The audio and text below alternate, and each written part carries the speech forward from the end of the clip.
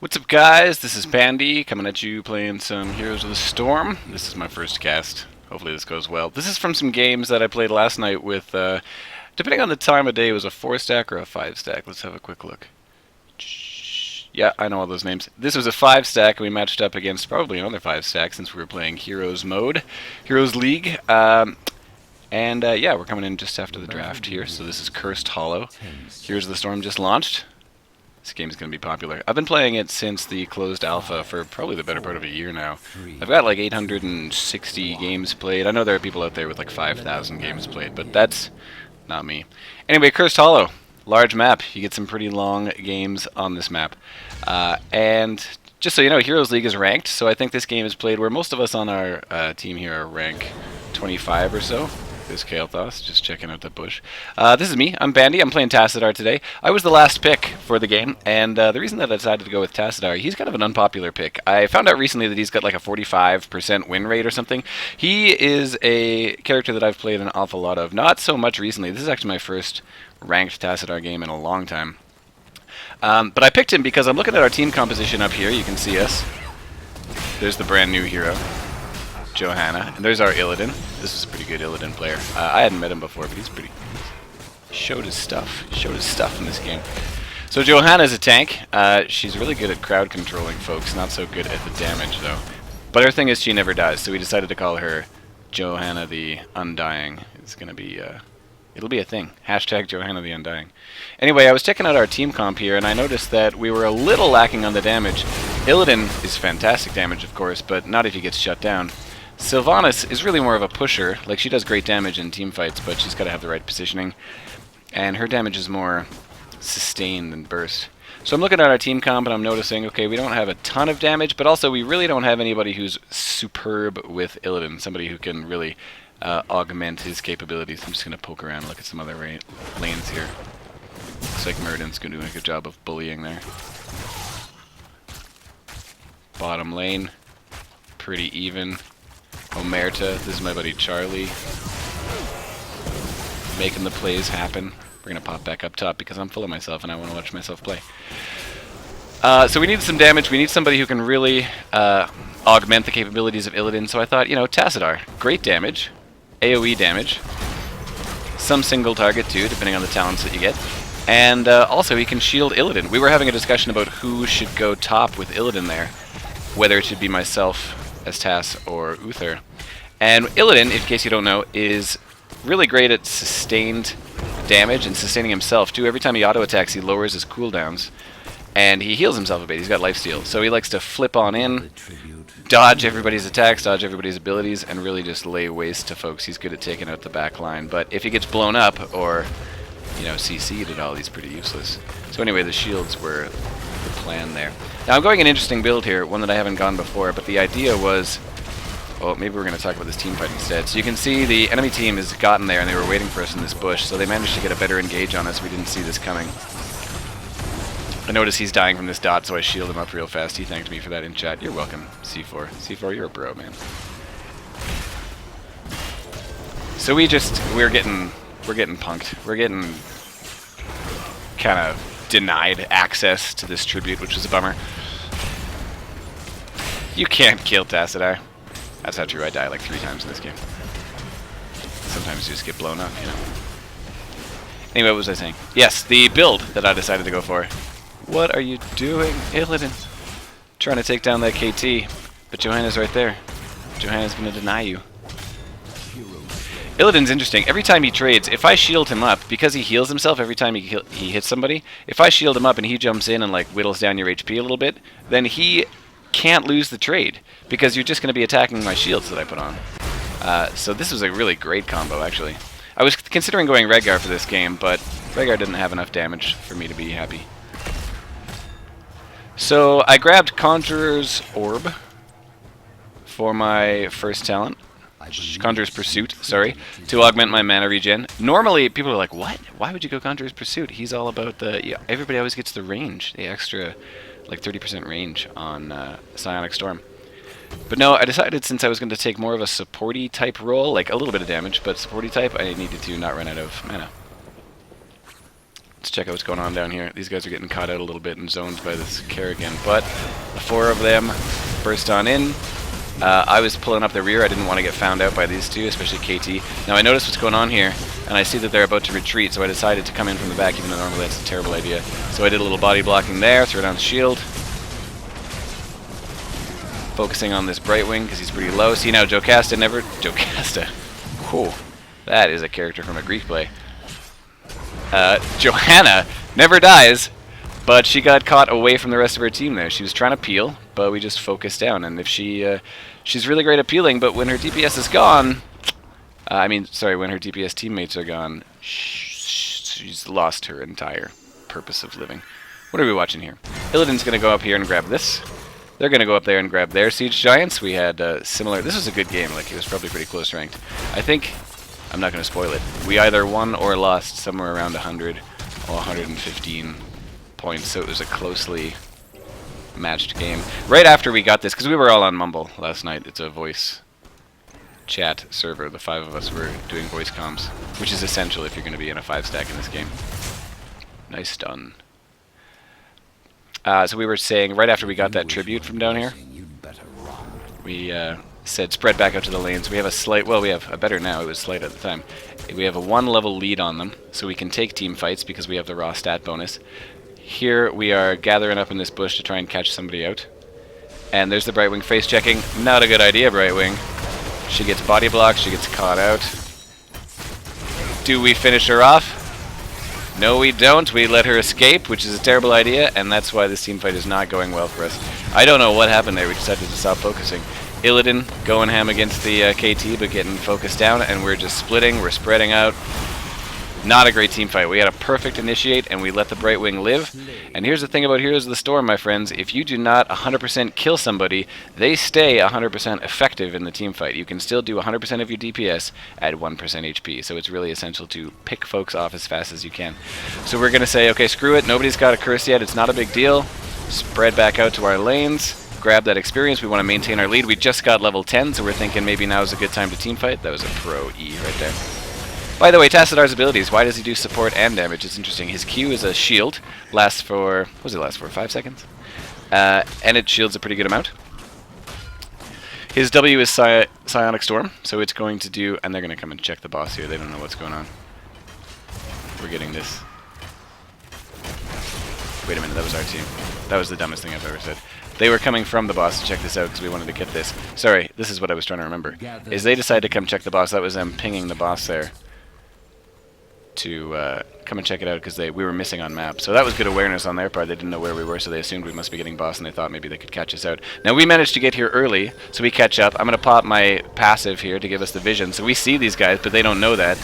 And here we do the initiate. They get scared, they scatter a little bit, but we're all here this time. The Kerrigan showed up late to the party. That was a really good ult from Bala there. But we caught the KT out. Very essential to take him out as fast as possible so he doesn't do his insane DPS. And the enemy team is split now. Good initiate from Jocasta, or at least Jocasta. Wow, holy crap. Johanna. She does good. That's her only really damaging ability. But we'd already taken out the KT, so they just can't kill us fast enough, especially once Muradin pops Avatar here. Gives him more HP, gives him a half-second stun every time he auto-attacks somebody. So we managed to force them away. We get 1 kill. We trade 1 kill for 1 kill, but we got the tributes, and we're even on tributes now, and we're still ahead by almost a level. So the game is pretty even now, 2-2. You can see this was a close one, so far anyway. Nobody's quite ahead yet. We're about to get level 12, which doesn't give you a new ability or anything, but the raw stats from leveling up, this is something that goes unappreciated a lot of the time. 3 versus 2, can we make it out? He can jump out, I can use Dimensional Shift. The raw stats that you get from leveling up make a difference. So while Muradin and I were up there distracting 3 of them, these guys were back here taking out the Golem, and what you saw me do was look like I was escaping, but I wrapped around here to come and just help assist, shield some people, add a little bit of my auto-attack DPS to this. Anyway, we decided to sneak this Golem because why not? We knew that we got a kill. They weren't at full strength. We weren't at full strength either, but we managed to distract them because they got a little bit greedy, tried to pick us off because they saw they had a numbers advantage, but Muradin can escape pretty well. Tassadar can escape pretty well, so the other three went and got the golem, and the timing on that is critical here. So what happened was the tribute, we knew it was going to spawn sooner or later, so we got the golem, who's now going to go up there, and you can see on the minimap here, he's pushing the top lane, but these guys have no choice but to come down here and contest the tribute, because whoever wins this tribute gets the first curse. And we're just getting rocked. They have pretty good AoE, and they have pretty great initiate with the Kerrigan and with the Johanna ultimate. I didn't say Jocasta that time. Go me. So we just overstay, we got split, we got initiated on, they had the better setup because we were kind of coming down from the golem. This Kerrigan does some pretty good combos here. I can't remember if Illidan escapes. Oh, that was a sick dodge, so he does escape. But while all that's happening, even though we lost the team fight, our golem's up here pushing, so we've taken this fort now. He's still pushing forward, he's got a wave of minions behind him, and there's still kind of a team fight going on. Sylvanas down here did something kind of ridiculous where she was delaying them getting the tribute, but she was by herself, very low life, so she only delayed them for 2 or 3 seconds. But, and while, you know, it's arguable whether or not this was a good idea, they're going to try this golem, and I don't think it's going to go very well for them. That managed to give our golem more time to push, so you can see they're pushed back all the way to their inner gate. Now, these two, well, 3 people for some reason went back and tried to take down that low health golem. That was overcommitment. We are like, alright, we can see 2 of them on the map, maybe 3 of them on the map, but the others we can't see. They're not in a lane, so guess what? They're probably trying to take their boss. That's what we would be doing at this time, so we all come down here. Sylvanas died last, so she's not quite there yet. And we get the initiate when they are outnumbered. Now, KT is the only one dead, but we managed to force these guys away because they're kind of scattered. They didn't anticipate that move. Since we were right here, we decided to steal this camp. I throw down the healing totem to kind of get us back up to full. They don't want to engage because we're all here. Now we've taken an objective from them. He's going to go, or they're going to go up there and push. And while they're distracted by that, we can come and take the golem. Now they know this is what they're doing, what we're doing, because what else would we be doing? So they're trying to split push at the same time, but Vala's running. I'm not really sure why. There's nobody going up there to chase her. This is the only logical thing for us to be doing right now. Brightwing knows this. Brightwing's coming down to check. But there's nothing 2 of them can do against all 5 of us. I see this and I assume that it's going to be a big team fight, so I pop my ultimate there. Maybe not so necessary, but the extra damage helps us kill their Kerrigan quick without taking any losses. This was a great ult coming from behind by the Vala, and I get taken out because I was probably tunnel visioning or something.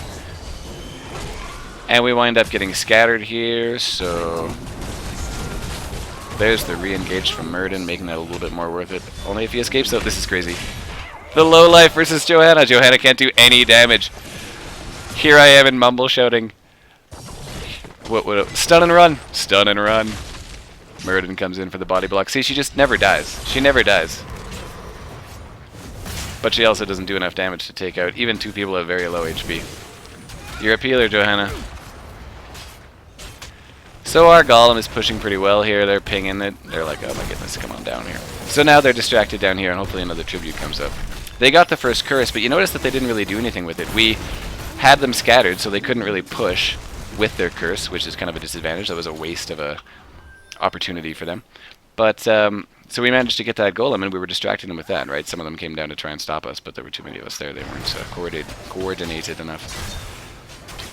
So because our lanes were all sort of pushed out, when the curse happened, all it really did was reset it back to normal. You can see this wave is still pretty normal in the middle there. This wave is pushing against them. And this wave is pushing because we stole their golem. So they couldn't really take advantage of that curse. We kind of denied them that opportunity with our decision making there. I'm sounding like I'm bragging a lot. I'm fine with that. So now they're coming in mid. Now we want to fight them in mid because we have a level advantage. We think our team fight is better as long as we don't get initiated on, so we want to drag them into a big confrontation rather than giving them the opportunity to set up on us. So here's the engagement. Illidan's going to dive in there with his ult. I'm diving in there with my ult, and we just managed to melt them this time because we got the positive engage. Johanna kind of overcommitted and wasn't backed up by her team, unfortunately for her. And we're just managing to knock him out. You saw them all just melt there.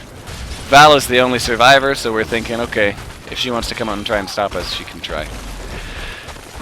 4 of us are pushing. Uther died. Uther's a noob. Sorry, Charlie.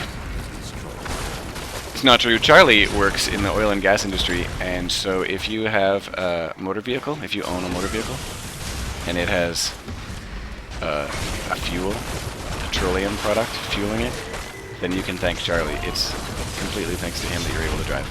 So we sent Muradin back there to pick that up because we knew it wasn't going to be contested. Vala's the only one still alive. Well, they're starting to respawn now.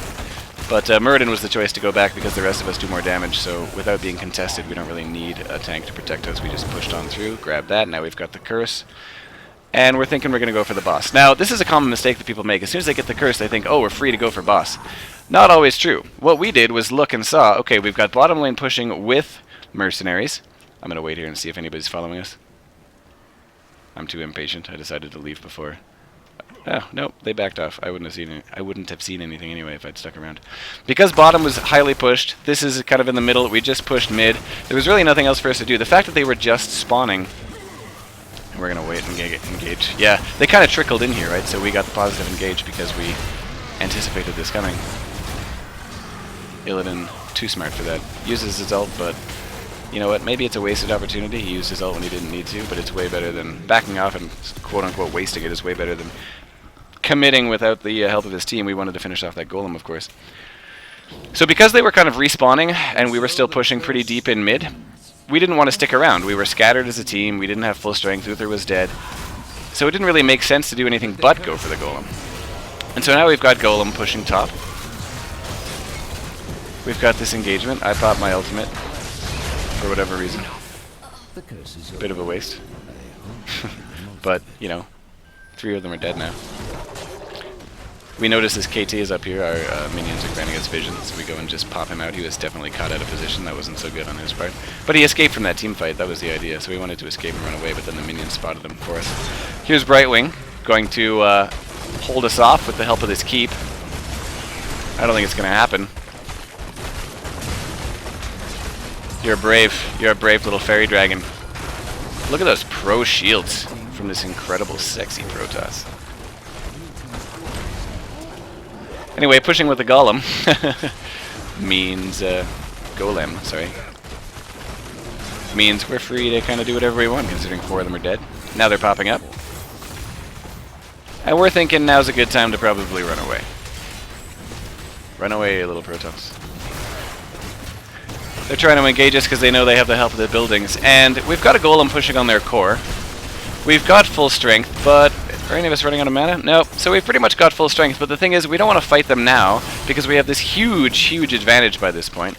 Remember, we were soaking lanes, we were taking their minions, you know, winning some team fights. Not every team fight, but we've managed to collect this huge advantage.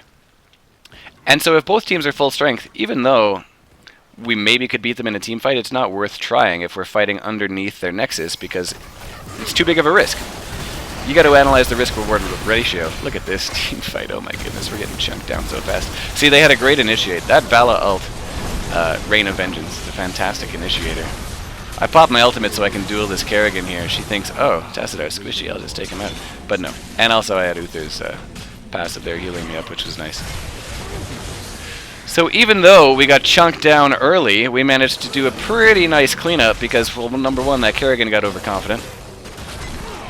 And number 2, the enemy team was kind of split up. They didn't focus their targets.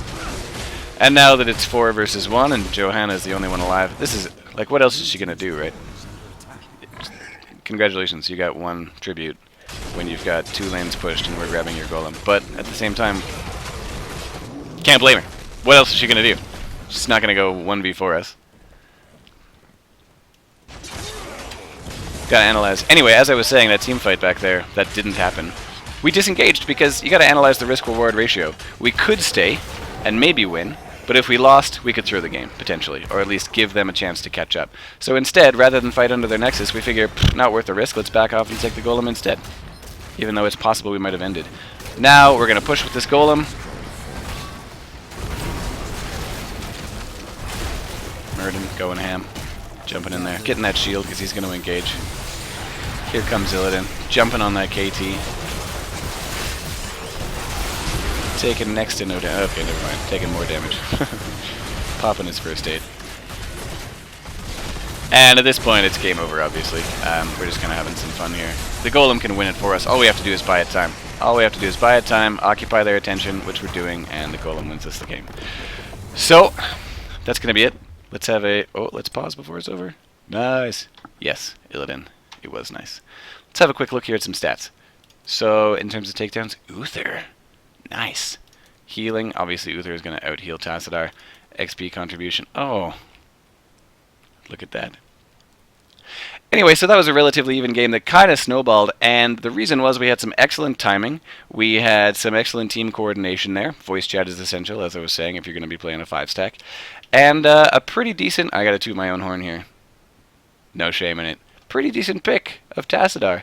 So this goes to show you guys, you don't want to go with the just base stats if you're on... what's the website? Hotslogs. If you're on Hotslogs checking out the win rates of champs, don't necessarily let that dissuade you. If you're good with the champ, you know what you're doing, and you have your reasons for picking him, then go for it. Anyway, thanks for tuning in. Hopefully that was entertaining.